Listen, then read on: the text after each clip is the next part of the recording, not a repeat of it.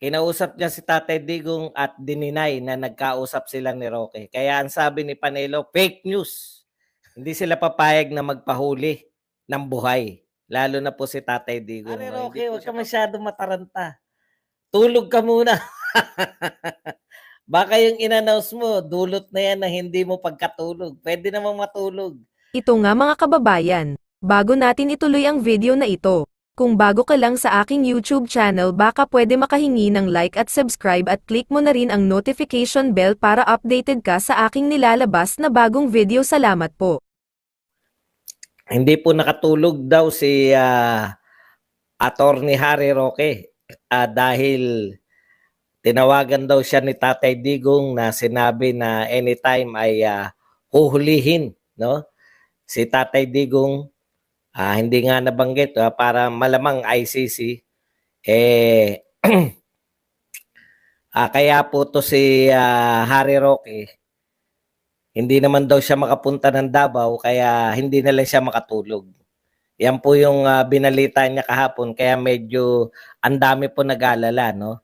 Kaya po itong si Panelo, si Salvador Panelo, Attorney Salvador Panelo, tinawagan niyo po si Tatay Digong.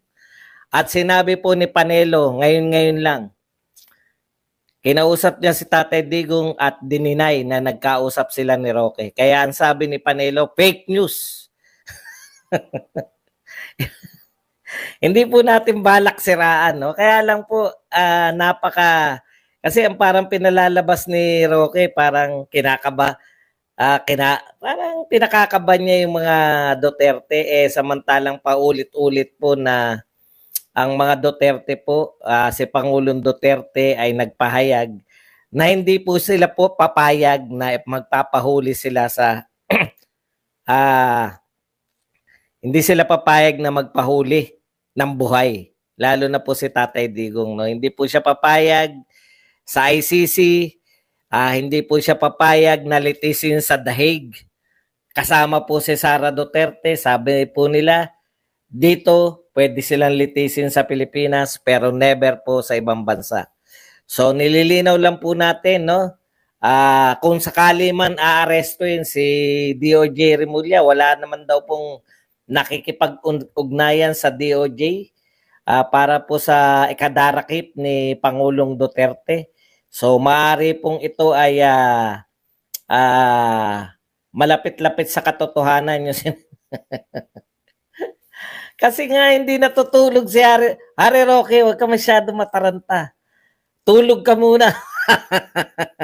Baka yung in-announce mo, dulot na yan na hindi mo pagkatulog. Pwede namang matulog. Huwag mong tarantahin ang sarili mo. Kulang ang mga supporter ni Pangulong Duterte. Mahirap po yan basta hindi na tayo natutulog.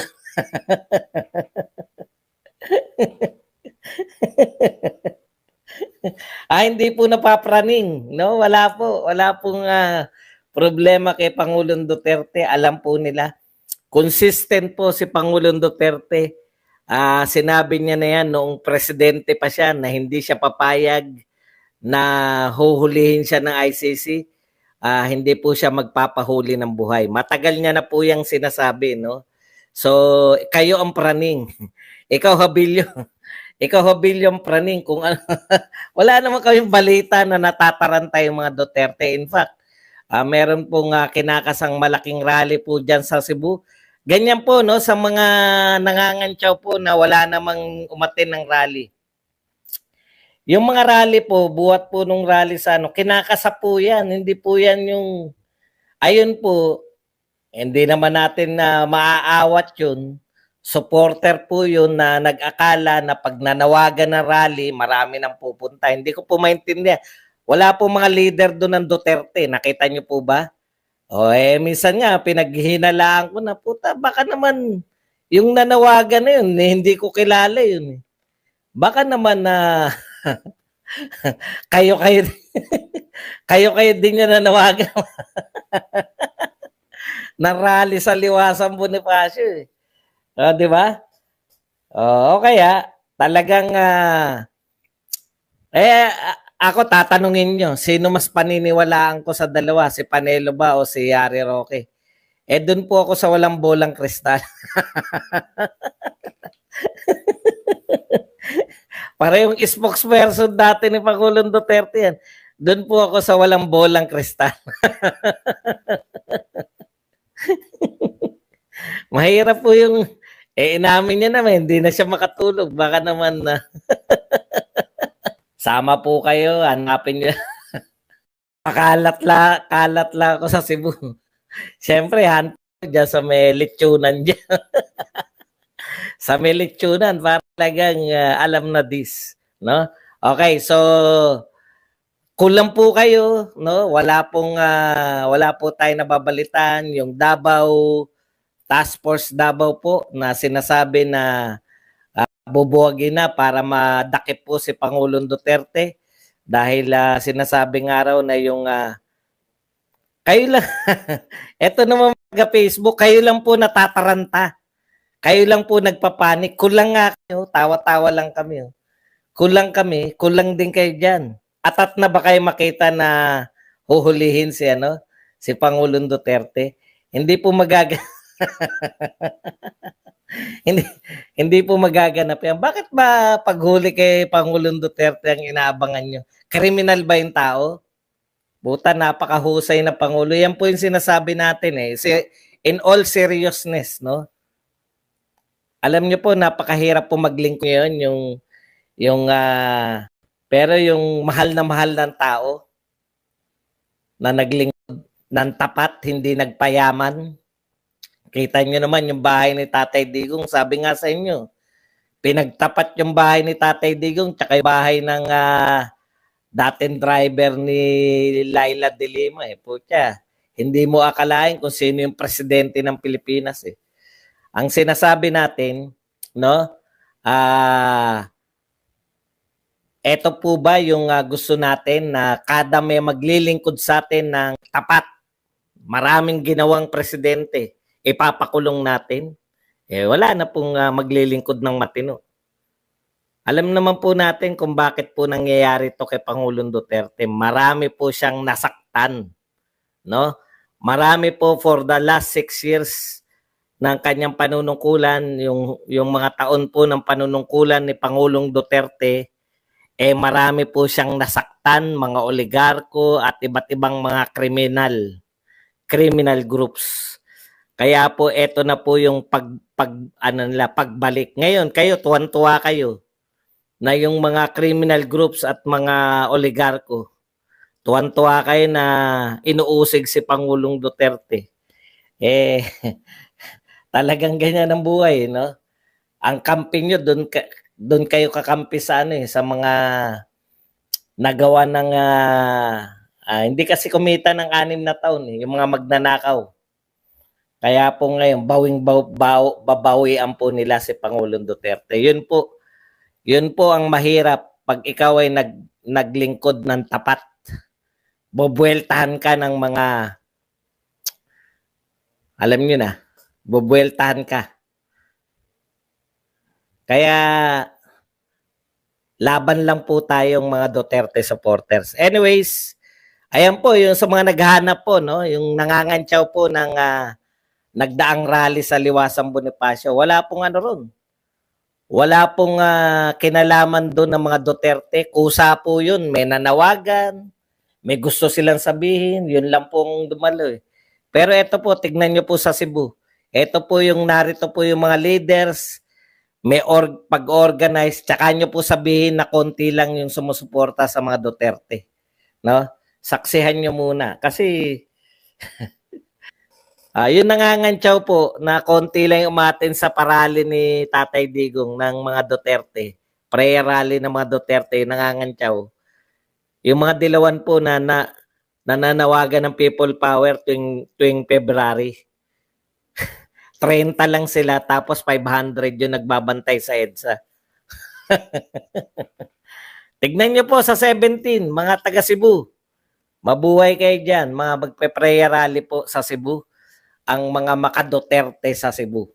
Tsaka nyo po kantyawan. Tsaka nyo po sabihin na, ay, ang konti nyo lang.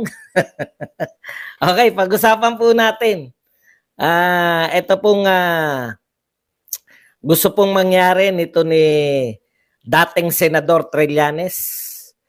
Sabi ni dating Senador Trillanes, para malaman ng katotohanan, Trillanes calls for House probe on Las Cañas claims versus Sara and Paulo Duterte. Ano ba yung kiniklaim daw ni Las Cañas kay Sara at Paulo Duterte? Na si Sara Duterte daw po ay siya po yung utak ng Tokhang Queen sa Davao, na ang sinasabi po ni Vice President Sara dito, buong pagme-mayor niya, buong pagba-vice mayor niya, hindi po siya kasali, no? Nung naging vice president po siya, tsaka po siya isinali, no? Na-involve siya diyan sa Davao Death Squad. Iba rin eh. Okay, sa madaling salita, ito po ay alam niyo na kung sino may hawak kay Las Cañas, no? Ayun, lagi naman. Ito po ang problema eh, no? Gusto nila paimbestigahan sa house. Ang bintang naman nila kay Paulo, smuggler, etc. Gusto nila paimbestigahan sa House of Representatives. Di ba dati kang senador? Bakit hilig mag-imbestiga mga senador? Bakit hindi mo sa Senado ihain tong gusto mong investigasyon? Bakit sa House of Representatives? Di ba? Alam ko na sagot diyan eh. Ang sagot diyan, hindi ka naman na pinaniniwalaan ng mga kamo senador. Di kaya doon ka nagpupunta. Alam niyo po, sa Pilipinas, no, pag may paimbestigahan, lahat ng tao gustong paimbestigahan sa Senado. Tanging si Trillanes lang ang gusto magpaimbestiga diyan diyan po sa House of Representatives. Alam niya, kakampi niya eh. Di ba? Pero talagang ganyan eh. Pawala-wala na naman ako. Alam niyo, pag hindi naman ako nagla-live, hindi naman ako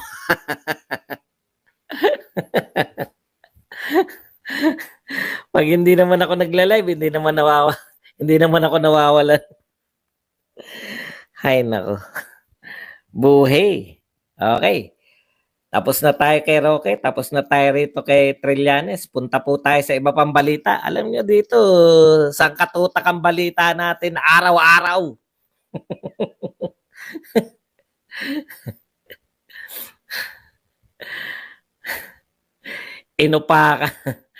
Inupakan eh. Ito po. Ito, dito na tayo sa mga medyo patawan ng konti. Katulad po nito, no? Alam nyo, lagi kong sinasabi, pag may ginagawa po, gusto nyo batiin yung ating Pangulo, meron pong magandang project, batiin nyo na lang. Pero kung may ginawang project, tapos kakantsawan nyo na naman si Pangulong Duterte, napipilitan tuloy kaming isampal sa inyo yung mga ginawa ni Pangulong Duterte at mga hindi ginagawa ni Pangulong Marcos. Matitigas talaga, makukulit talaga, no? Yun kasi utos sa kanila eh. Ipagmalaki nyo yung mga ginagawa ni Pangulong Marcos, kantsawan nyo na inutil si Pangulong Duterte. Hindi nyo mapapaniwala yung tao na mas maraming nagagawa si Pangulong Marcos. Katulad nito, meron na naman sila. Ito po, malapit na po, pinag-usapan na. Malapit nang matupad. February 6, natupad na raw. Yung pinag-usapan ni Crown Prince Mohammed Salman. Yung pagbibigay ba ng insurance claim sa nawalan ng trabaho, nagsara mga kumpanya dun sa Saudi. Hindi ba maganda yun? Matutuwa yung OFW. Okay na yun eh, di ba? Maraming salamat, PBBM. Dapat ganun lang yung etong mga vlogger. Hindi eh. Ito po ang sinabi, PBBM lang sa kalam, may malasakit, digong nyo inutil. Inutil na naman si Tatay Digong. Di maglilitanya na naman kami ng ginawa ni Tatay Digong. No? Alam nyo, yan pa. Yan pa lang ang maganda-ganda namin narinig na ginawa ni Pangulo BBM sa mga OFW.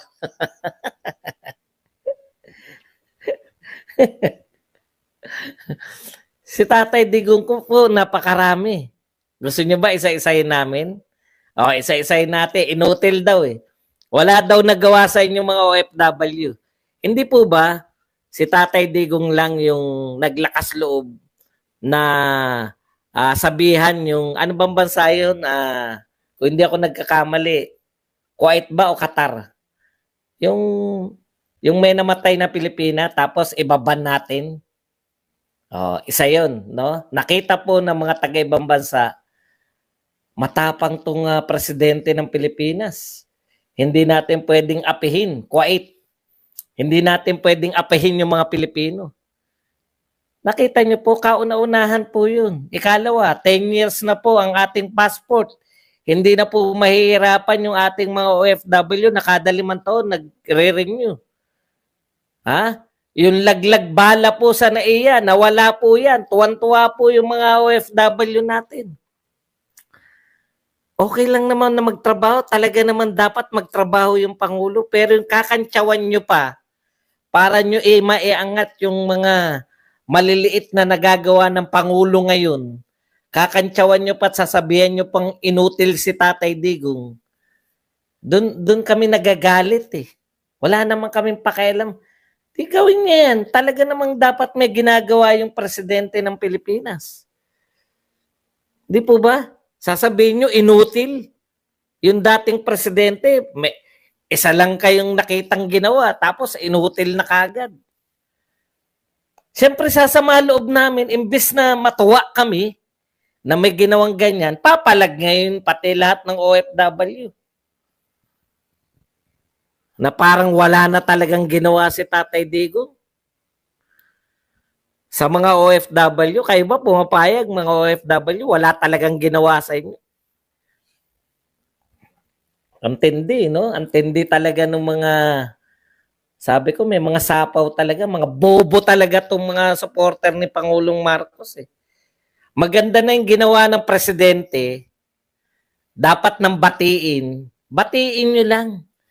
Pero yung babatiin nyo, congratulations, may malasakit talaga si BBM. Si Digong inutil.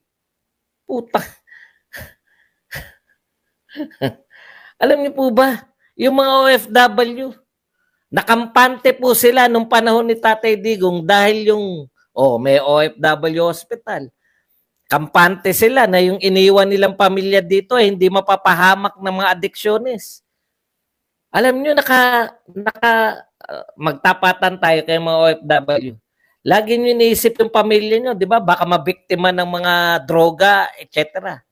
Pero 6 na taon, safe na safe yung utak nila. Trabaho lang iniintindi dahil at saka yung mga mister nilang nangangaliwa o mga misis nilang may bet ka. Pero yung mapapahamak yung pamilya dahil sa mga adiksyones, kampanteng-kampante. Kaya pwede po ba?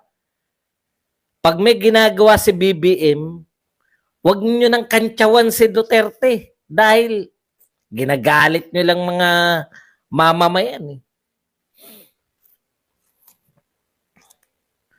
Mahihina kokote nyo. Yan ang kapapakinig nyo sa mga vlogger nyo. At ng OFW po siya, baka kasi nababalitaan nila eh. Iba po yung sa actual eh.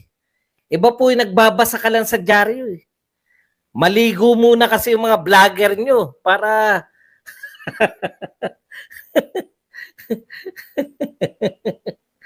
itong JC punong barangay na to, mukhang tanga talaga.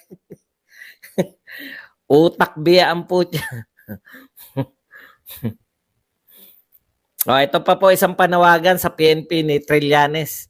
Dapat daw kanselahin na ng PNP ang mga gun license at i-confiscate ang 364 na high-powered firearms ni Duterte dahil ito ay nag-incite to sedition, secession na secession. Ba't ka ba utos ng utos? Feeling mo presidente ka? Ay, ito po, good news po para sa railways, ha? Akala nyo, ha?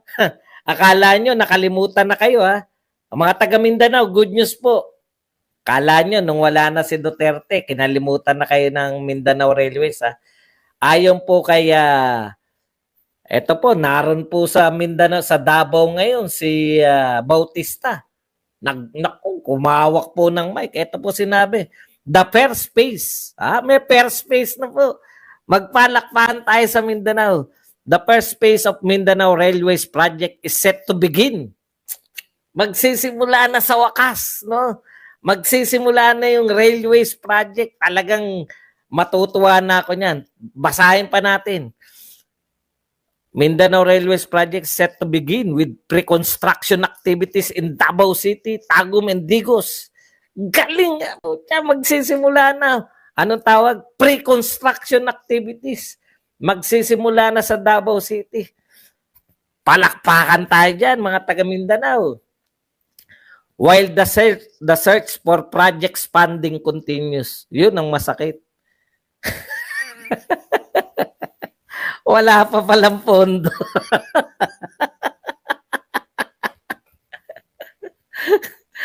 Ay, ibang klase talagang. Ibang klase talaga. Nung araw kay Tatay Digong, hindi namin nababalitaan kung ano yung mga project. Nakikita na lang namin si Tatay Digong tsaka si Mark Villar tsaka si Togade na nakasakay na sa, alam mo yung jeep na umaano na sila, mayroon ng ribbon cutting. Yung dadaan na sa CCLEX. Dadaan na. Ngayon po, hahanapan ng pondo. Puta, binabalita na, hahanapan pala ng pondo. Ano yung first phase kung wala pang pondo? Karato lang. Unahin na muna yung tarpaulin. May MR malaki. Unahin na muna yung tarpaulin. Dito itatayo ang poste. Kung nagustuhan mo ang ganitong video, huwag kalimutan ang magkomento kung ano ang saloobin mo. Salamat po.